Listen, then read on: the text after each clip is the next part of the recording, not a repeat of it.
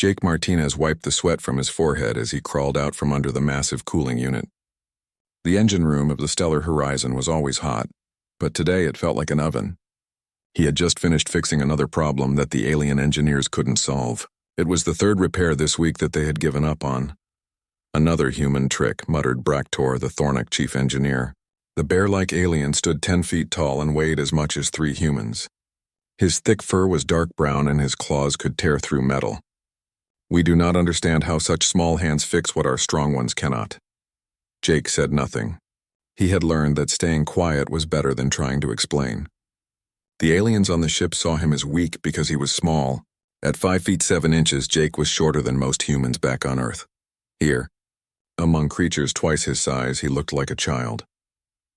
The Stellar Horizon was a research ship that belonged to the Galactic Council. It had crew members from 12 different alien species. Each species was bigger and stronger than humans. The Krillians looked like giant lizards with thick armor on their skin. The Thornaks were like massive bears that walked on 2 legs. The Vextani had 4 arms and could lift a car with ease. Humans had only joined the Galactic Council 2 years ago. Most aliens still thought it was a mistake. They believed humans were too weak and fragile to be useful in space. Jake felt their stares every day as he walked through the ship's corridors. He heard their whispers when they thought he couldn't understand their languages. "Martinez." The voice boomed across the engine room. Commander Vextar strode toward him. The Krillian leader was 12 feet tall with scales that looked like black armor. His yellow eyes glowed in the dim light. His mouth was full of sharp teeth that could bite through steel. Jake stood up straight and saluted. "Yes, Commander. The cooling system in Sector 7 is making noise again. The Thornak engineers say it cannot be fixed without replacing the whole unit. That will take 3 weeks. Can your human tricks fix it faster?" The way Vextar said human tricks made it sound like something dirty. Jake had heard the same tone many times before. The aliens thought human engineering was just luck or magic. They didn't understand that humans solved problems differently than other species. "I can look at it, sir," Jake replied. "Good. We cannot afford to wait 3 weeks. The research mission is too important." Vexitar turned to leave, then stopped. "And Martinez? Try not to break anything with your tiny tools." Several aliens laughed. Jake felt his face get hot, but he kept his expression calm. Getting angry would only prove their point about humans being emotional and weak. Jake gathered his tools and headed to Sector 7. The corridor was built for aliens, so the ceiling was 15 feet high. Jake felt like an ant walking through a giant's house. He passed groups of crew members who stopped talking when they saw him. Some pointed and whispered. Others just stared.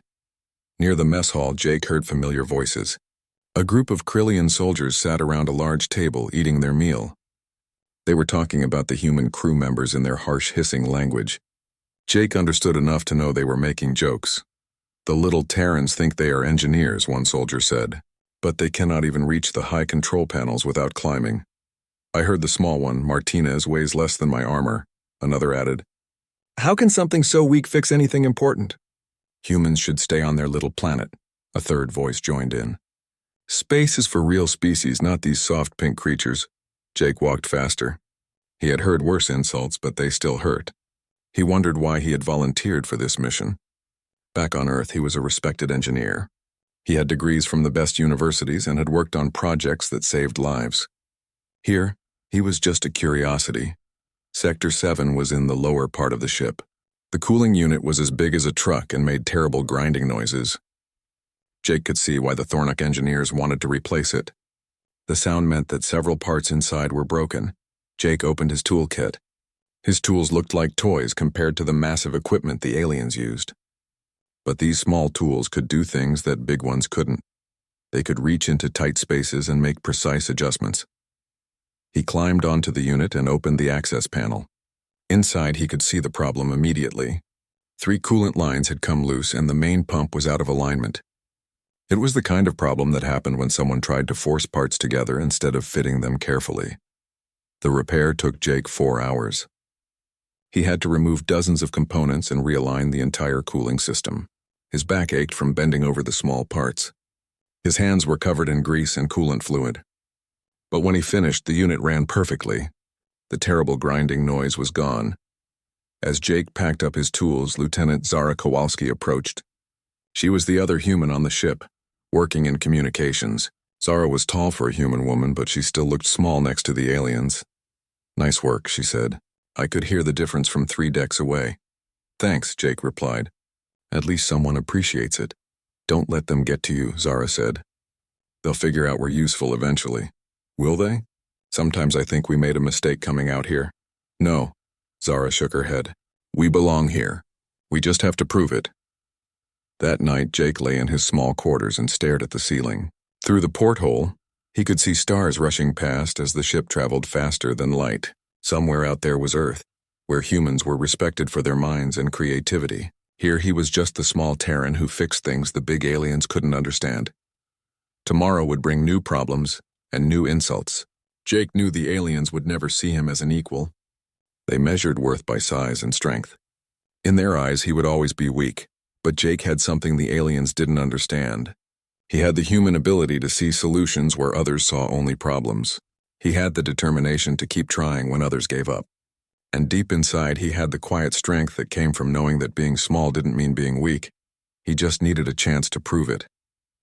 Jake and Zara crawled through the maintenance shaft in complete darkness. Behind them, they could hear the terrible sounds of the hunt. Plasma rifles fired uselessly while their teammates screamed. The Void Stalkers' laughter echoed through the corridors like thunder. "We have to do something," Zara whispered. "What can we do?" Jake replied. "We don't have weapons. We can't fight that thing. There has to be a way." The architects trapped it somehow. They crawled for what felt like hours, following the narrow passages between the ship's walls. Jake's engineer training helped him understand the layout. The maintenance shafts connected every major system on the ship. From here, he could access power conduits, data lines, and environmental controls. Finally, they reached a junction where several shafts met. There was enough room to sit up and rest. Jake pulled out a small emergency light.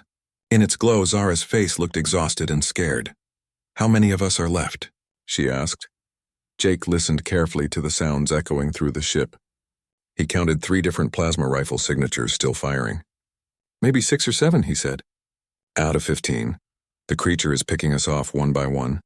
Every time someone tries to fight it directly, they die." Jake nodded. He had noticed the same thing. The Void Stalker seemed to enjoy the hunt. It wasn't just killing for food, it was playing with them. It would appear, strike down one person, then vanish before the others could react. "Zara, you said this was a prison ship. How did the architects keep it contained?" Zara pulled out her translation device. "I've been working on more of the symbols. The architects didn't fight it with weapons. They used the ship itself as a trap." "What do you mean?" "The whole vessel is designed around containing the Void Stalker. Every system has backup containment protocols. The architects built this place to be a perfect prison." Jake felt a spark of hope. "Can we access those systems?" "I don't know. The ship has been dormant for millions of years, and we'd need to understand architect technology." "Maybe we don't need to understand it completely," Jake said. "Maybe we just need to learn enough to turn it back on." They spent the next hour crawling through the maintenance shafts, looking for access panels. Jake's small tools were perfect for working in the tight spaces. His fingers could reach connections that even the architect's original maintenance systems couldn't access. As they worked, they heard the hunt continuing above them. Commander Vextar's voice came over the ship's communication system, which the Void Stalker seemed to ignore. "Engineering team. Report status," Vextar called. "Gorak here," came the reply from the Thornic engineer. "I'm trapped in the reactor room. The creature can't seem to enter here. Something about the radiation field." "Understood. Hold your position." Jake and Zara looked at each other. "Radiation field," Jake said. "Maybe that's why it can't phase through everything." They found their first access panel near the ship's main power core. The symbols on it were completely alien, but Jake could recognize the basic layout of any electrical system. Power came in, was distributed through various circuits, and went out to different ship functions. Zara worked on translating while Jake examined the connections. "This symbol keeps appearing," she said. "I think it means containment or barrier." Jake traced the power lines with his fingers. "Look at this. There's a whole secondary power grid that's been shut down. It only connects to these specific systems. The containment systems? Has to be." Jake began rewiring the connections. His small tools let him work on components that were designed for much thinner fingers than even humans possessed. The architects had been a delicate species, he realized. They built technology for precision, not brute force. As he worked, they heard a new sound. Dr. Vexilana's scream cut through the ship, followed by the Void Stalker's satisfied growl. Another team member was gone. "Hurry," Zara urged. Jake made the final connection. Power flowed through circuits that had been dark for millions of years. Lights appeared on the control panel. Not the harsh white lights humans were used to, but soft colors that seemed to pulse with life. The effect was immediate. Throughout the ship they heard a low humming sound. The Void Stalker roared in anger and surprise. "What did we do?" Zara asked. Over the communication system they heard Gorak's excited voice. "Something's happening. Energy barriers are appearing in the corridors. The creature just tried to phase through a wall and couldn't do it." Jake felt a rush of pride, but it was short-lived. The Void Stalker's roar became louder, and they could hear it smashing through the ship, looking for whatever had activated the barriers. "We need to move," Jake said. "It's going to figure out we're in the maintenance shafts." They crawled quickly through the narrow passages, heading toward the next access panel Jake had identified. Behind them, they could hear the creature tearing apart the walls, following their path. The second panel controlled the ship's internal sensors and tracking systems. As Jake worked to activate it, Zara made a discovery. "Jake, look at this." The architects left instructions. "They're like emergency procedures." "What do they say?" "It's hard to translate, but I think they're telling future users how to reactivate the prison systems if the creature ever got loose." Jake finished his rewiring and powered up the sensor grid. Immediately, holographic displays appeared throughout the ship. They showed the location of every person aboard, including the Void Stalker. "Now we can track it," Jake said. "We can see where it is and where it's going." But the creature was smart. It had noticed the new sensor displays and was using them to track the survivors as well. On the hologram, Jake watched in horror as the Void Stalker moved directly toward Engineer Gorak's hiding place in the reactor room. "We have to warn him," Zara said. But they were too late. The creature had found a way to drain the radiation field that was protecting Gorak. The Thornox screams lasted only a few seconds. Jake felt sick. Every time they made progress, the Void Stalker adapted. It was learning from their moves, becoming harder to predict. "There has to be something else," he said. "Some system we haven't found yet." They continued through the maintenance shafts, activating more architect systems. Each panel Jake reconnected brought new defenses online. Force fields appeared in key corridors. Automated systems began to track and harass the creature. Emergency protocols sealed off sections of the ship, but the Void Stalker kept killing. It was too smart, too adaptable. Every trap they set, it found a way around. Every barrier they raised, it learned to overcome. As they reached the fourth access panel, they heard Commander Vextar's voice over the communication system. He sounded wounded and desperate. "Martinez, Kowalski, if you can hear this, the creature is heading toward your location. It knows you're the ones activating the ship systems. It's coming for you." Jake's hands shook as he worked on the control panel. This system was different from the others. Instead of simple containment barriers, it seemed to control something more complex. The symbols were harder to translate, and the power requirements were enormous. "What is this one?" he asked. Zara studied her scanner. I think this is the main prison system. The thing that originally contained the Void Stalker. Can we turn it back on?" "Maybe. But Jake, if we do this wrong, we might make things worse." Behind them, they could hear the creature tearing through the maintenance shafts. It had given up on subtlety and was simply destroying everything in its path to reach them. Jake looked at the alien control panel, covered in symbols he didn't understand, connected to technology beyond human comprehension. His small tools seemed pathetic compared to the task ahead of him. But as the Void Stalker's claws scraped closer, Jake realized something important. The architects had built the ship for their own kind, a species that was small and delicate like humans. Maybe being small wasn't a weakness after all. Maybe it was exactly what he needed to succeed where the larger, stronger aliens had failed. "Hold the light steady," he told Zara. "I'm going to try something." Jake's fingers moved across the architect control panel with growing confidence. The symbols were strange, but the logic behind them was starting to make sense. Power flowed here, control signals went there, and safety systems monitored everything. It was like reading a language written in electricity instead of words. The Void Stalker was getting closer. Through the maintenance shaft walls, they could hear it destroying everything in its path. Metal screamed as the creature's claws tore through bulkheads. Its breathing was like wind through a cave. "Almost got it," Jake whispered. "This system is incredible." The architects didn't just build a prison, they built a reality anchor, something that forces the creature to exist in normal space. How much longer? Zara asked. Her translation device was picking up new symbols as Jake activated different circuits. It's only 30 feet away. Jake made the final connection. Power surged through systems that had been dormant since before humans evolved.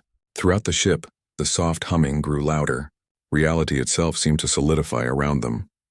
The Voidstalker's roar of rage shook the entire vessel. For the first time since it had awakened, the creature sounded frustrated instead of amused.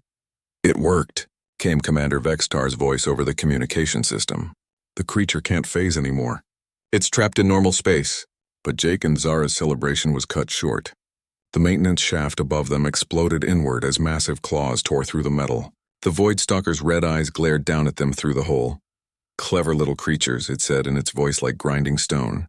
"You have taken away my greatest advantage, but I am still death incarnate." Jake and Zara scrambled through the maintenance tunnel as fast as they could crawl. Behind them, the creature began tearing the shaft apart piece by piece. It was too large to follow them directly, but it was destroying their escape route. They emerged from an access hatch in a large chamber that looked like some kind of command center. Curved walls were covered with architect symbols that pulsed with living light. In the center of the room, a holographic display showed the entire ship in 3 dimensions. Commander Vextar was there, bleeding from several deep cuts across his armor. His plasma rifle was broken and one of his arms hung uselessly at his side. When he saw the 2 humans, his yellow eyes showed something Jake had never seen before. "Hope. Martinez," Vextar said. "Whatever you did, it's working. The creature can't use its phasing ability anymore. The architects built this ship specifically to contain it," Jake explained. "We just had to figure out how to turn the systems back on." The chamber shook as the Voidstalker smashed through the walls, trying to reach them. It appeared in the doorway, filling the entrance with its massive form. Without its phasing ability, it looked less supernatural but somehow more terrifying. 15 feet of pure predator, all claws and teeth and burning eyes. "You think your little trick has saved you?" it said. "I have killed thousands of species across the galaxy. I do not need magic to destroy you." The creature charged at Commander Vextar, moving faster than anything that large should be able to move. Vextar tried to dodge, but his wounded condition slowed him down. The Voidstalker's claws swept toward the Krillian commander's throat. Jake didn't think. He just moved. His small human body was faster than the larger aliens expected. He threw himself between Vextar and the creature, raising his toolkit like a shield. The impact sent Jake flying across the room. He hit the wall hard enough to see stars, and his toolkit scattered across the floor. But his desperate action had given Vextar time to roll aside. The Voidstalker turned its attention to Jake. It walked slowly toward the small human, savoring the moment. "Brave little morsel," it said. "But bravery without strength is just stupidity." Jake tried to stand, but his ribs were broken. He could taste blood in his mouth. Around him, his tools lay scattered. Small instruments designed for precision work, not fighting ancient predators. The creature reached down with one massive claw, ready to end Jake's life. But as it did, Jake noticed something. The creature's claw was sparking where it touched the metal floor. The reality anchor was affecting it more than they realized. "Zara," Jake called out. "The electromagnetic field generators. If we can overload them." "No need," interrupted the Voidstalker. "Your death will be quick, little engineer." But Jake was already moving. Even with broken ribs, his human agility let him roll between the creature's legs. He grabbed a plasma cutter from his scattered tools and jammed it into an exposed circuit on the floor. The overload was immediate. Electricity arced through the creature's body as the reality anchor field fluctuated wildly. The Voidstalker screamed and staggered backward, smoke rising from its scales. For the first time since awakening, the ancient predator looked hurt. Not badly injured, but definitely in pain. It stared at Jake with something new in its red eyes. "Impossible," it said. "You are the smallest, weakest creature on this ship. How did you—" "Size doesn't matter," Jake gasped, struggling to his feet. "It's about understanding how things work." The Voidstalker tilted its massive head, studying the small human with new interest. "You fight not with strength, but with knowledge. You use the environment as your weapon." "That's what humans do," Jake said. "We adapt, we learn, we survive." The creature laughed, but it wasn't the cruel sound from before. This laugh had something else in it, something that might have been respect. "In all my millennia of existence," the Voidstalker said, I have been fought by warriors with plasma cannons, by psionics who could move mountains with their minds, by beings of pure energy who existed before stars were born. All of them tried to match my strength with their own strength. The creature stepped closer to Jake, but its posture was different now, less predatory, more curious. You are the first to realize that strength is not always the answer, the first to use intelligence instead of power, the first to earn something from me that I have never given before. What's that? Jake asked. Respect, the Void Stalker replied. I respect your cleverness, small human. I respect your courage in protecting another, even one who has shown you no kindness. And I respect your wisdom in finding weakness where others see only invincibility. Commander Vexitar watched in amazement as the ancient predator continued speaking. For countless ages, I have been a force of pure destruction. I have ended civilizations and consumed entire species. But you have shown me something new. You have shown me that true strength comes not from the body, but from the mind and spirit. The Void Stalker sat back on its haunches, bringing its massive head closer to Jake's level. I offer you a choice, clever little human. I could continue my hunt and eventually kill all of you. Your defenses are impressive, but I am patient and adaptable. Jake felt his heart racing. What's the alternative? You have earned the right to challenge me, not with weapons or strength, but with the thing you have already proven superior, your intelligence.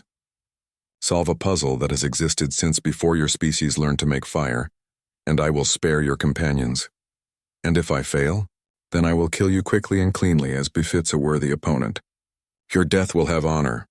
Jake looked at Zara and Commander Vextar. The Krillian commander nodded slowly. They all knew it was their only chance. What's the puzzle? Jake asked. The Void Stalker's eyes gleamed with ancient knowledge. The same puzzle the architects faced when they decided to imprison me rather than destroy me. How do you contain ultimate destruction without becoming destroyers yourselves? How do you show mercy to something that has never known mercy? Jake felt the weight of the question. It wasn't just about survival anymore. It was about proving that intelligence and compassion could triumph over raw power. It was about showing that humans deserved their place among the stars. I accept your challenge, Jake said. The Void Stalker smiled, showing rows of razor-sharp teeth. Then let us begin, small but mighty human. Show me the wisdom that your species brings to the galaxy. Jake stood in the center of the ancient chamber, facing a creature that had terrorized the galaxy for millions of years. His ribs ached with every breath, and his tools lay scattered around him like broken dreams. But his mind was clear and focused. The Void Stalker waited patiently, its red eyes fixed on the small human. Commander Vexitar and Zara watched from the edges of the room, afraid to move or speak. The only sound was the humming of architect technology and Jake's careful breathing. The puzzle, Jake said slowly, isn't really about containing you at all, is it? The creature's massive head tilted slightly. Explain. Jake walked over to the holographic display in the center of the room. The three-dimensional image of the ship rotated slowly, showing every corridor and chamber. He studied it carefully, seeing patterns in the architect design that he had missed before. This entire ship is wrong, Jake said. The proportions, the layout, the systems. It's not designed like a prison. It's designed like a home. Continue. The architects didn't build this to punish you. They built it to understand you. Look at these chambers. Jake pointed to sections of the ship they hadn't explored. Living quarters, recreation areas, even what looks like a garden. This wasn't a cell, it was a sanctuary. The Void Stalker's expression changed. For the first time, something other than predatory intelligence showed in its ancient eyes. You see more than the architects intended, little human. Jake turned away from the display to face the creature directly. The real puzzle isn't how to contain ultimate destruction. It's how to heal something that has been broken for so long it forgot what it was like to be whole. And what makes you think I am broken? Because no creature is born evil, Jake said simply. The architect's records that Zara translated, they don't talk about creating a prison. They talk about creating a place of healing. You weren't their prisoner. You were their patient. The chamber fell silent except for the humming of ancient machinery. The Void Stalker stared at Jake for a long moment, and when it spoke, its voice was different. Quieter. Less certain. The architects found me drifting in the void between galaxies, it said slowly. I had been alone for so long that I had forgotten my own name. The darkness between stars had driven me mad. When they brought me aboard their ship, I was nothing but hunger and rage. What happened to your people? Jake asked gently. Dead. All dead. My species was destroyed by something from outside our reality. I was the only survivor, and survival had cost me everything that made me who I was. I became a monster because monsters don't feel pain. Jake felt his heart breaking for this ancient creature. The architects tried to help you remember who you used to be. Yes. For thousands of years they worked with me. Slowly, patiently, they helped me find pieces of myself I thought were lost forever. I began to remember my real name, my home world, the family I had loved. What went wrong? The Void Stalker's claws scraped against the metal floor. The architects were attacked. An invasion fleet from the dark space beyond the galactic rim. They fought bravely, but they were scientists and healers, not warriors. As their ship was destroyed around us, they activated the stasis systems to keep me safe. They died protecting you, Jake realized. Yes. And when I woke up millions of years later, all the progress we had made was gone. The rage and madness had returned. I had forgotten everything except how to hunt and kill. Jake walked closer to the creature, ignoring the danger. But you remember now, don't you? Talking about it has brought some of it back. The Void Stalker nodded slowly. Your questions have awakened memories I thought were lost forever. The architects would be proud of you, little human. You have accomplished in minutes what took them centuries to understand. Then you know what the real answer to the puzzle is. Tell me anyway. Jake took a deep breath. The answer isn't to contain ultimate destruction or to heal something broken. The answer is to give them a choice, to show them that they can choose to be something other than what their pain made them. And what choice do you offer me, wise little human? Jake gestured toward the holographic display. The ship still works. All the architect technology is functional. You could stay here and continue your rampage across the galaxy, or you could do what the architects always hoped you would do. You could go home. The Void Stalker's eyes widened. Home? My home is gone. Destroyed eons ago. Not your birth world, Jake explained. Home is where you choose to belong. There are empty worlds out there, far from any inhabited systems. Worlds where you could live in peace, where you could remember who you used to be without hurting anyone. Jake walked over to his scattered tools and picked up a small data pad. His fingers flew over the controls as he accessed the ship's navigation systems. The architects left star charts, he said. Thousands of uninhabited worlds mapped and cataloged. Garden worlds, ocean worlds, forest worlds. Places where a being could start over. He showed the data pad to the creature. You could choose any of these. The ship's transporters could take you there instantly. You could have the peace the architects wanted for you. The Void Stalker stared at the list of worlds for a long time. When it looked back at Jake, its red eyes were softer than before. You offer me exile instead of death, it said. But exile can be another kind of prison.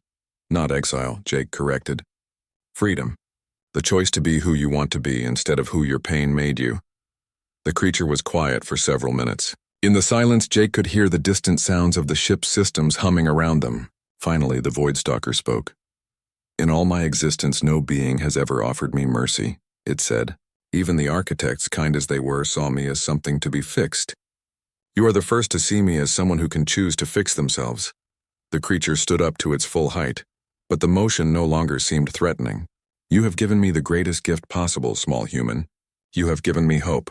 What will you choose? Jake asked. The Void Stalker walked over to the navigation controls. Its massive claws, which had seemed so terrifying before, moved with surprising gentleness as it selected one of the distant worlds. An ocean world, it said. I remember enjoying the sound of waves when I was young. Perhaps I can remember what peace feels like. The ship's transporter began to charge up. Energy crackled around the Void Stalker as the ancient technology prepared to send it across the galaxy. Before it left, the creature turned back to Jake one last time. Thank you, it said, for seeing the person I could be instead of the monster I had become. For showing me that strength comes in many forms. You are small in body, human, but vast in spirit. Will you be all right? Jake asked. The Void Stalker smiled, and for the first time the expression held warmth instead of menace. I will try to be, and if I fail, if the madness returns, I will remember this moment. I will remember that someone believed I could be better. The transporter activated. In a flash of light, the ancient predator vanished, carried away to a distant world where it could choose who to become. Jake, Zara, and Commander Vexitar stood in the silent chamber for a long moment. Finally, Vextar spoke. I owe you an apology, Martinez, the Krillian commander said. I saw only your size and missed your true strength. We all did, added Zara. But you showed us what humans can really do. Jake looked around the chamber at the incredible architect technology. We should take some of this back with us. The Galactic Council needs to know that there are still wonders in the galaxy worth protecting. As they prepared to leave the ancient ship, Jake felt different than when he had arrived. He was still the same small human engineer, but he no longer felt small. He had faced ultimate destruction and found a way to turn it into hope. The other alien crew members who had survived the encounter treated Jake with new respect when they returned to the stellar horizon. Word of his actions spread quickly through the ship, and eventually to the Galactic Council itself. But for Jake, the greatest reward wasn't the medals or the promotions or the respect of his alien colleagues.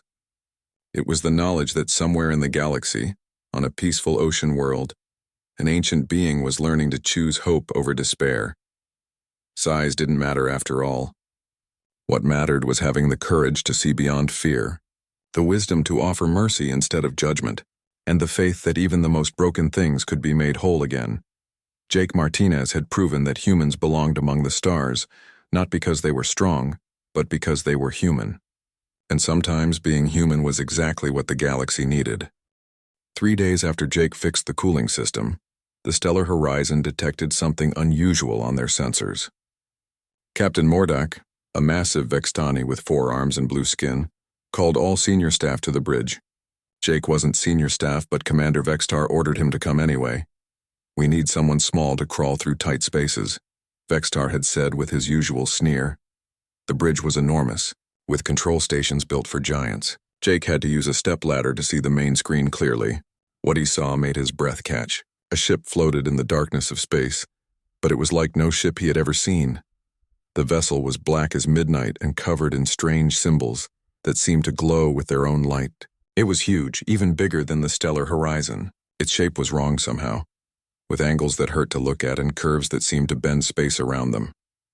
It's an architect ship, whispered Dr. Thane, the Krillian science officer. I never thought I would see one. Jake had heard of the architects in his xenology classes. They were an ancient race that had disappeared millions of years ago. They had built incredible technology that no one understood. Finding one of their ships was the discovery of a lifetime. Scans show the ship is powered down, reported the sensor operator. No life signs detected. It appears to be derelict. Weapons? Asked Captain Mordak.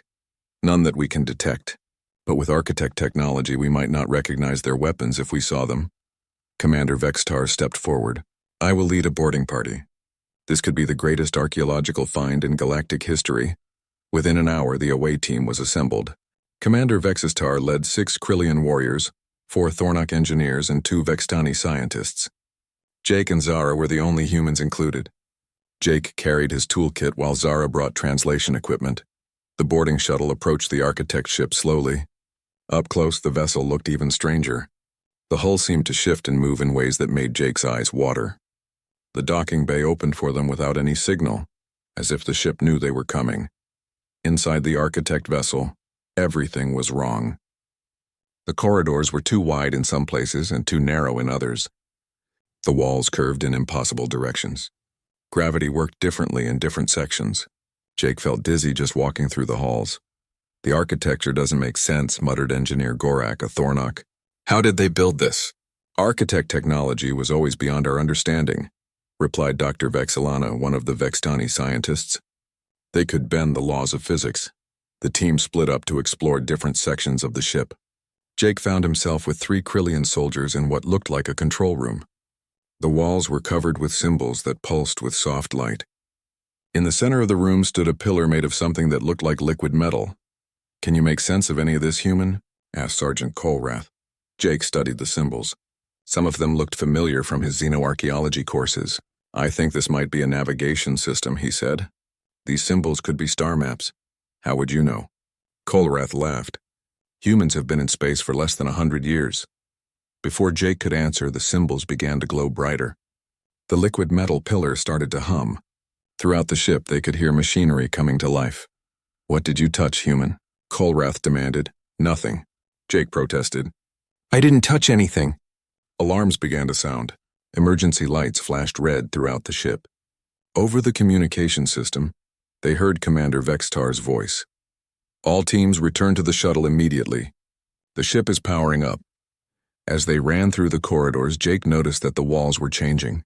Symbols appeared and disappeared. Doors sealed themselves shut. The ship was waking up, and it didn't seem happy to have visitors. They reached the shuttle bay just as the last team member arrived.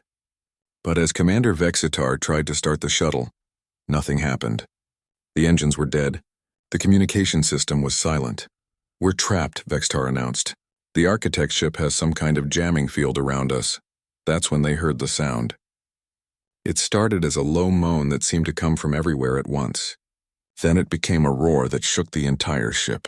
And underneath it all was something else. "Breathing, what is that?" whispered one of the scientists. The answer came from Zara. She had been working with her translation equipment, trying to decode the architect symbols. Her face was pale as she read from her scanner. "It's a warning," she said. "This isn't a normal ship. It's a prison. The architects built it to contain something they were afraid of." "What were they containing?" asked Commander Vexitar. Before Zara could answer, the lights went out.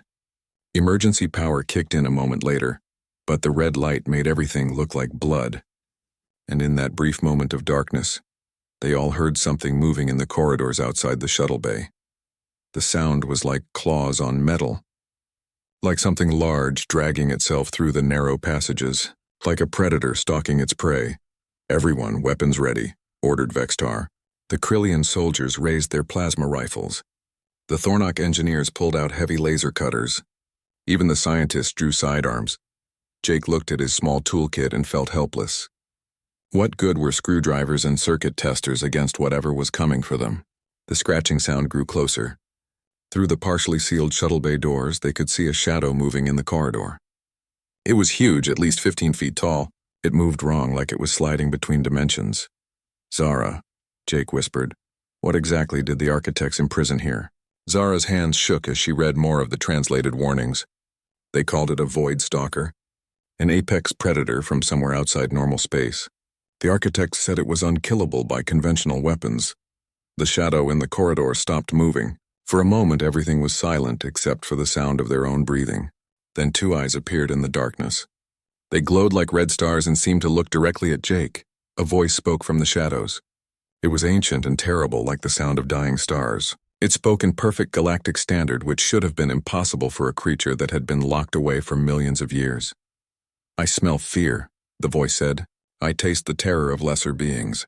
You have awakened me from my long sleep. I am hungry." The creature stepped into the light and Jake's blood turned to ice. It looked like a nightmare given form. Its body was covered in black scales that seemed to absorb light. Its claws were as long as swords and dripped with something that hissed when it hit the floor.